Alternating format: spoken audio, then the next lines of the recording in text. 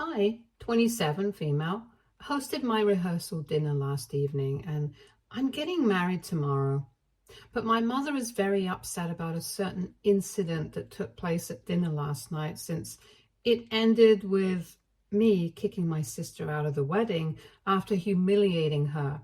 And I want to know if I really am the bad guy here, like my mother is saying I am. So let me give you guys some context about the relationship between my sister and I. Jennifer is 2 years younger than me, and for some reason she's always loathed me. I'm serious. I have never really given her a concrete reason to hate me so much. But she just has it in for me. And this isn't a recent development. She has been this way right from the age of 15. Before that, we were not close, but at least she was not going against me all the time. My dad used to treat us both equally and would reprimand her whenever she would go out of her way to annoy me. But my mother had a bit of a soft spot for her. I guess it was because she was the younger. But every time I would end up fighting with her, she would tell me to let it go because I was older and I was supposed to be the more mature one. I thought my mother might have grown out of that habit, but I guess not. My sister and I kept fighting for years until I finally cut her off in my senior year. I think she was a sophomore at the time and she was pretty popular in her year. I don't know what got into her all of a sudden, but one day she just decided that she was going to spread a nasty rumor about me and ruin my reputation. I don't want to get into it because it happened a really long time back, but in short, she just framed me for stealing a bunch of stuff that had gone missing, and several girls from various years had reported a lot of thefts at the time, which we found out was happening because of the new janitor that the school had hired, and not me, obviously. Jennifer got it into her head that she was going to spread a rumor about me being a kleptomaniac, and said that in all probability I was the one who was out of control and had started stealing from people at school. And she was pretty popular, so this spread like wildfire, and you guys know exactly how cruel kids can be. It led to a lot of bullying, name calling, and it was really terrible couple of weeks for me. And I had even started skipping school quite frequently because it was simply easier not to go rather than face everyone.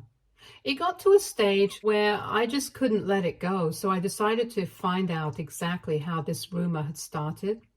And after asking around for a couple of days, we got to the bottom of it. It came as a huge shock to me that it was my own sister who had started that rumor because it was just so cruel. I could have dealt with it at home, but I decided to publicly humiliate her in the cafeteria. I thought it was fair because she had also publicly humiliated me by spreading that rumor. It only made sense that I would confront her in public as well. So I went up to her and asked her if she was the one who had been spreading the rumor about me, and she had the audacity to reply with, "Yeah, so what?" That was all it took for me to start yelling at her, and I think I kind of exposed her. I started screaming in her face about the kind of rumors I could have started about her if I was as pathetic as her. And I wouldn't even have to cook up any lies because I could have just spoken the truth. I brought up how she had been two-timing her ex-boyfriend with his own cousin just a year ago, and all three of them had decided to keep it a secret to avoid embarrassment. And then I brought up how she also used to flirt with our housekeeper's son, who was 3 years older than her, only for him to complain about it to our parents. And worst of all, I exposed her for never showering during the holidays. I'm pretty sure a lot of people do that, but it's pretty embarrassing to have something like that announced in the cafeteria in front of a bunch of teenagers. After I had screamed out all her secrets in the cafeteria that day, she pretty much became the laughing stock of our high school. And I can't even say that I felt sorry about it. She was the one who started the rumor about me first, and I just put an end to it. When we came back home, we had a huge fight and both of us said pretty horrible things to each other. It was about to get physical as well, but thankfully, our parents were there to intervene at the right time. I think that was the last day that we spoke to each other, because after that, we just started to ignore each other's existence in spite of living in the same house. I did not acknowledge her, and she treated me the same way, and I was pretty glad to be rid of her when I finally moved away for college after a couple of months. Even when I would come back from college, I would not speak to her. And just like that, 10 years have passed since we last spoke. A lot of things have changed. Both of us have our own lives. And after both of us had graduated from college, we didn't want to see each other anymore. So we would make sure that we visited our parents separately and wouldn't run into each other. Even during the holidays, I would only go and see my family after she was gone. It was an unspoken agreement between my parents, Jennifer, and I. And we had honored that for a really long time. But then, 2 years ago, my dad passed away from an aneurysm in the middle of the night. We were all together for his funeral, and after that, Jennifer and I decided to put our differences aside so that we could be there for our mother. For the past 2 years, at least on the holidays, we have gone home together, and it's been really awkward with just the three of us. But my mother tries to work with it.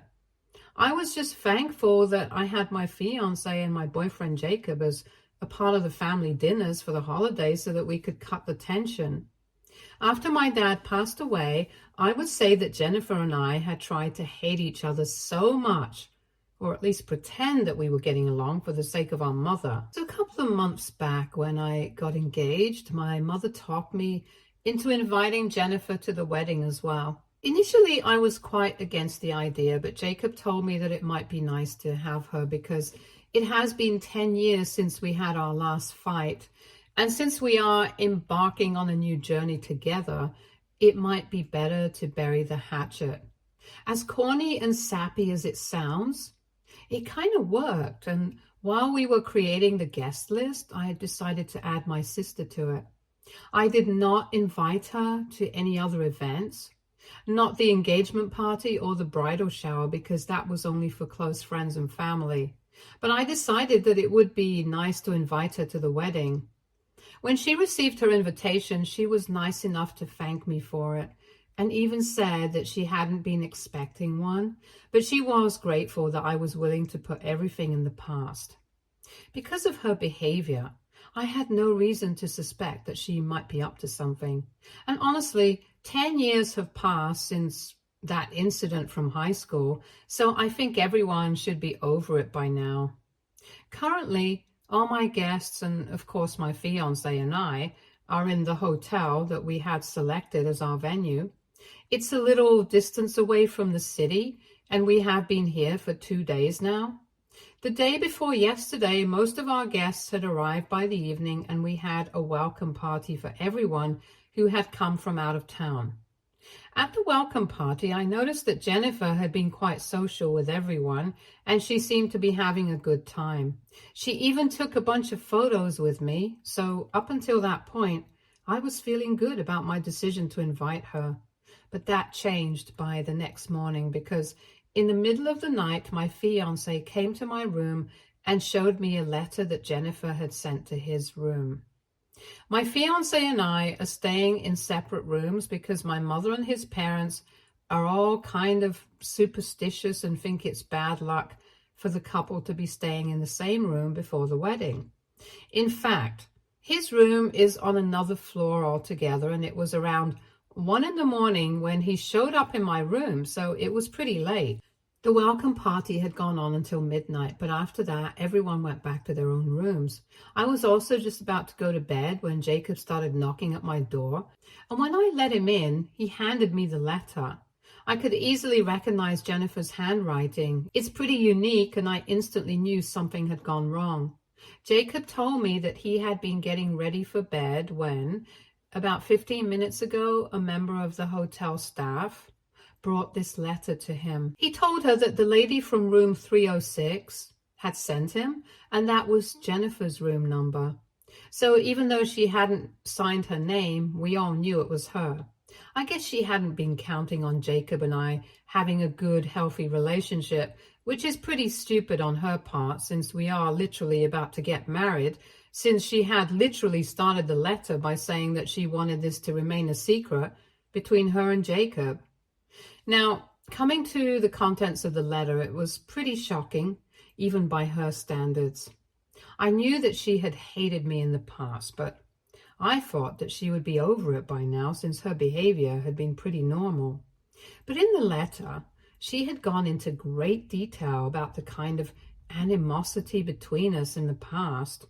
The only thing that she had changed was that instead of being truthful, she had switched our rules.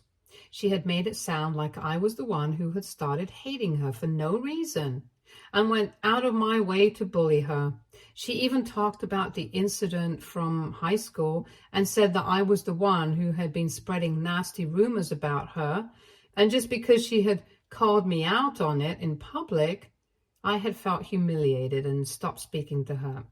But she did not stop there. She came up with a bunch more lies and said that even after I had stopped speaking to her, I did not let her live in peace. And every time that I would come back home from college, I would hit on her boyfriend, and eventually that the two of them ended up breaking up because of me. She claimed that I had traumatized her and been nothing short of a nightmare to live with and grow up with.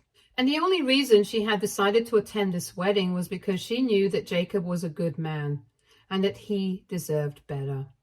So she felt like she couldn't let him ruin his life by getting married to me, because even though I was being nice right now, I was going to show my true colors pretty soon, and she did not want that for him. I would still be less surprised by this letter if she hadn't mentioned that she would be willing to elope with Jacob if he wanted to.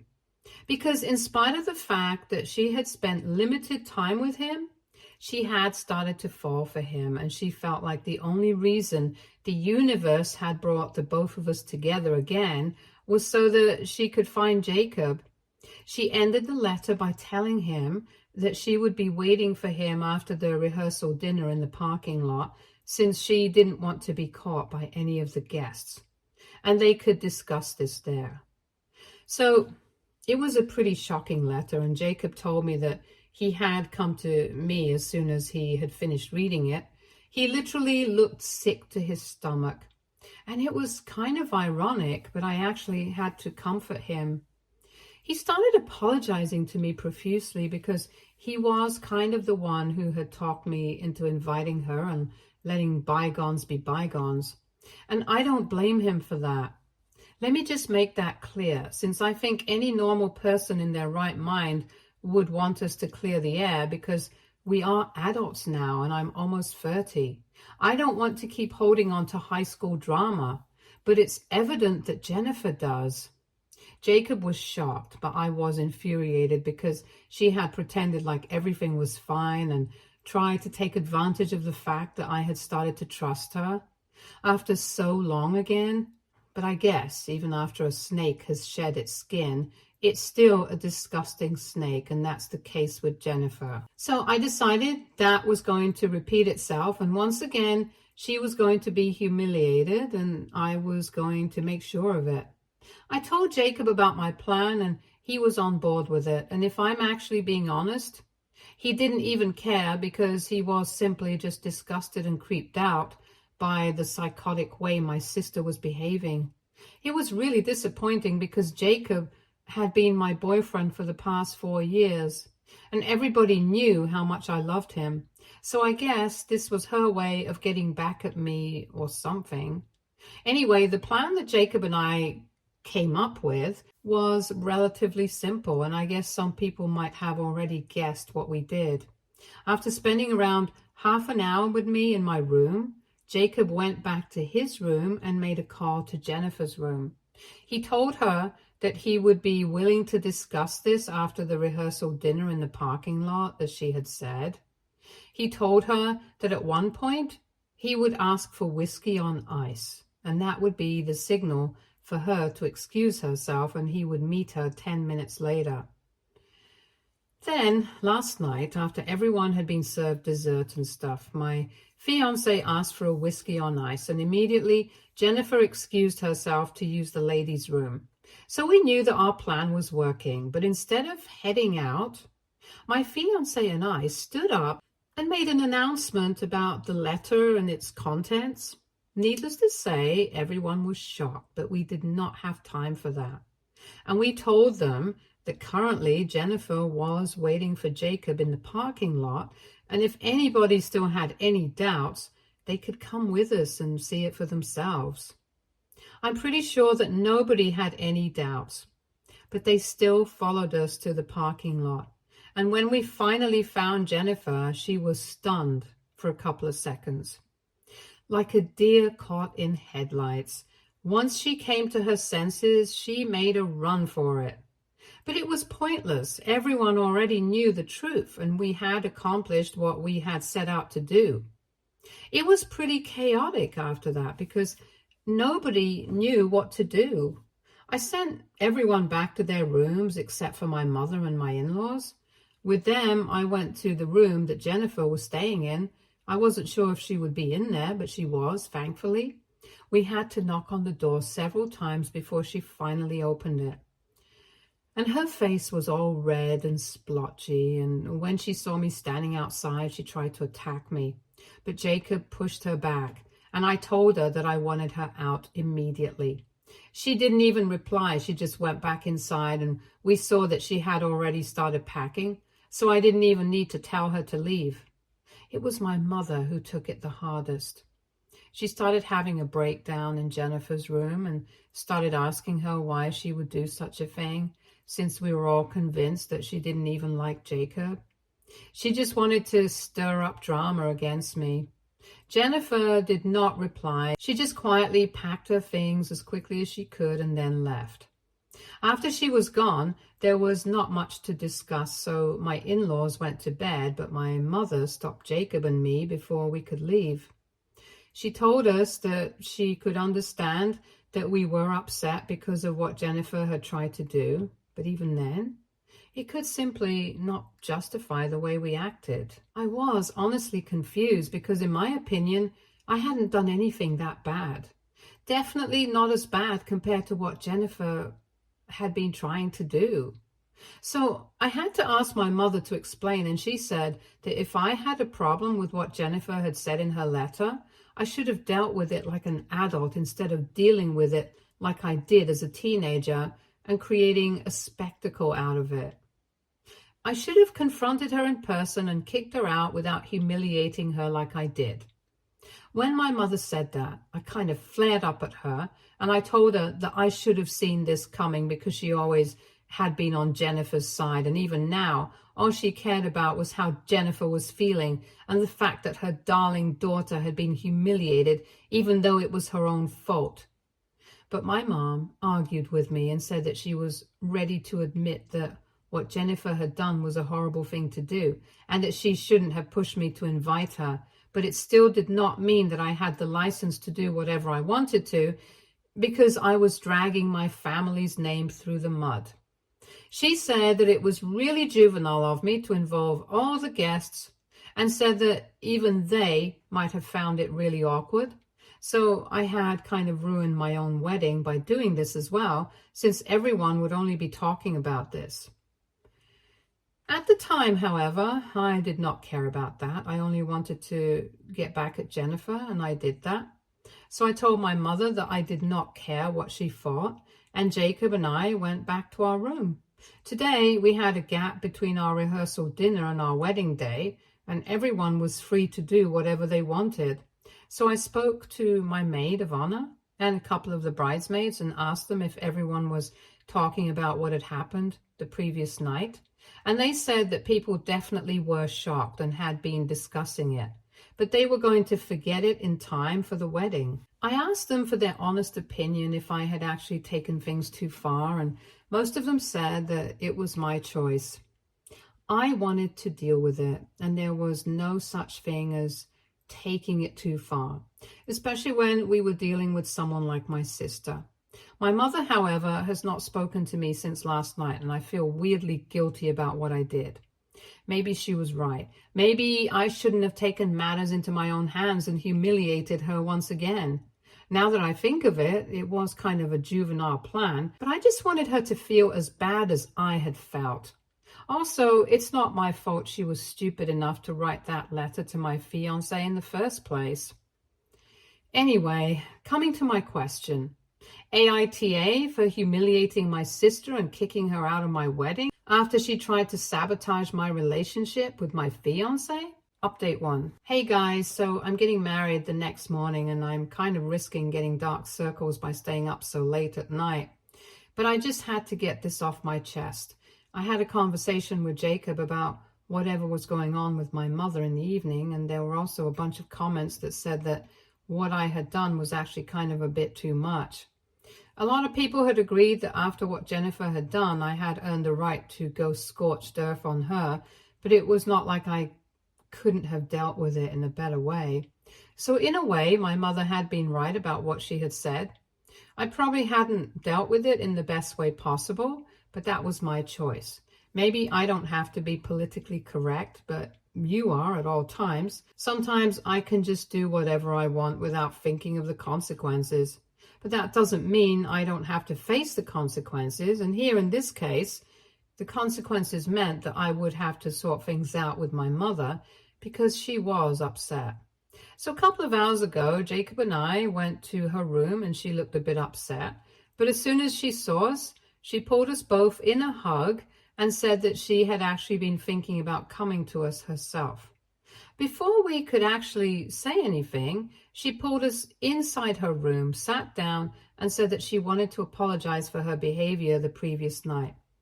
She acknowledged the fact that she had only been thinking about things from her perspective, without even bothering to think how I might have felt. Now that she had had a day to think about it, she realized that the contents of the letter were outrageous and it was not acceptable. So maybe she wouldn't have to deal with the situation the way that I did, but it's my life. I'm free to do whatever I want. And if I thought that humiliating Jennifer was going to make me feel like I had been vindicated, it was not her place to tell me what to do. I was glad that she had come to this conclusion on her own, but I also told her that she had a point and I apologized for lashing out at her as well. I thought that would be it, but she also said that she was sorry for always siding with Jennifer when we were younger, because that was why I was still under the impression that she was going to support her no matter what.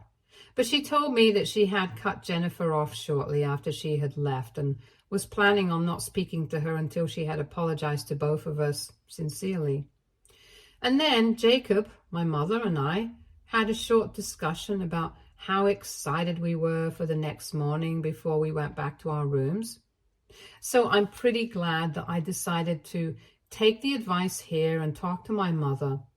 It definitely paid off, and now I'm going to get married as a happy woman.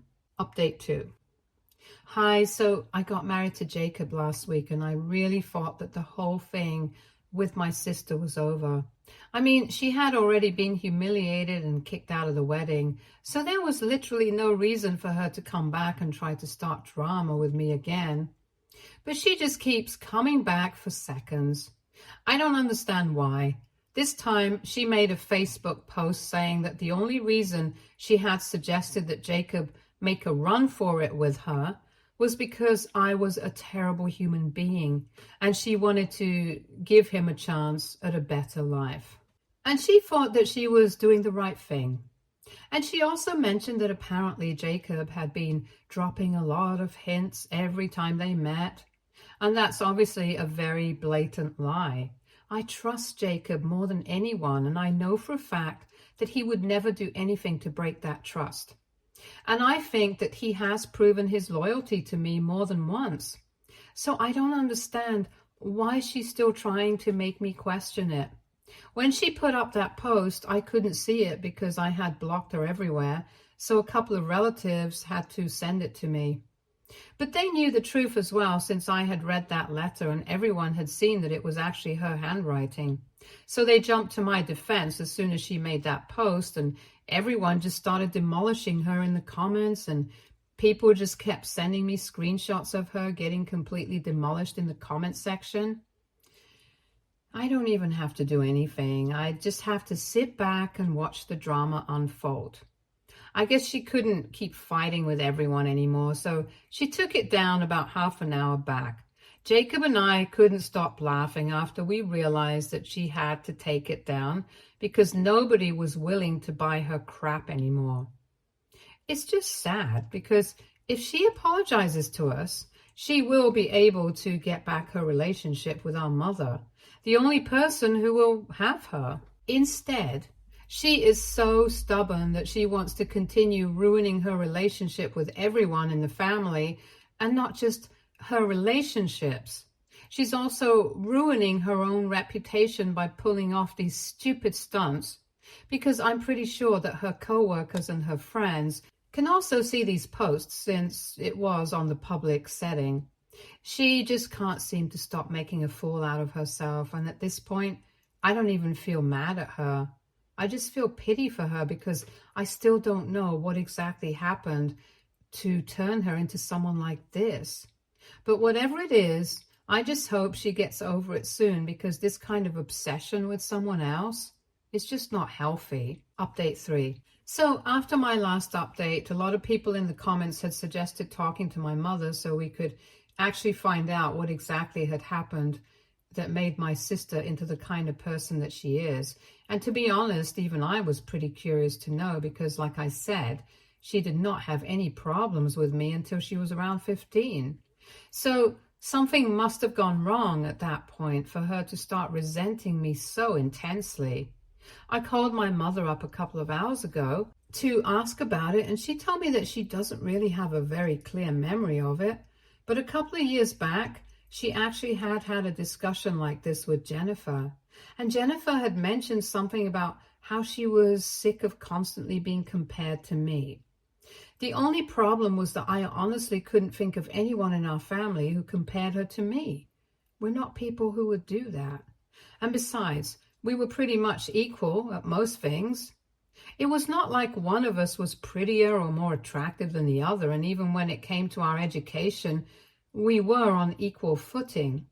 But my mom told me that apparently when Jennifer was 15, she had been dating a guy from my year, but he had forced her to keep it a secret. And he was the one who constantly kept comparing her to me, presumably because he had a thing for me. But I remember having rejected him several times. I guess that led to some internal issues that I was never able to find out about, since Jennifer never told me about the relationship that she had with that guy. And then that incident took place in high school, where I completely humiliated her. So that definitely didn't make things any better. And apparently people had made fun of her for several months afterward. And even the guy she was dating had dumped her after the incident. But I didn't even know about that since I had already graduated. All these things that added up, and she had started resenting me more than ever. I just wish she had spoken to me about the boy who kept comparing her to me. Maybe we would have been able to sort things out back then. But now it's too late. Maybe someday we will be able to clear the air, but right now, all I can do is just feel bad for her. But thankfully, Jacob and I are leaving for our honeymoon in a couple of days, so maybe that will help distract me. Stay tuned for more stories from our girl relationships.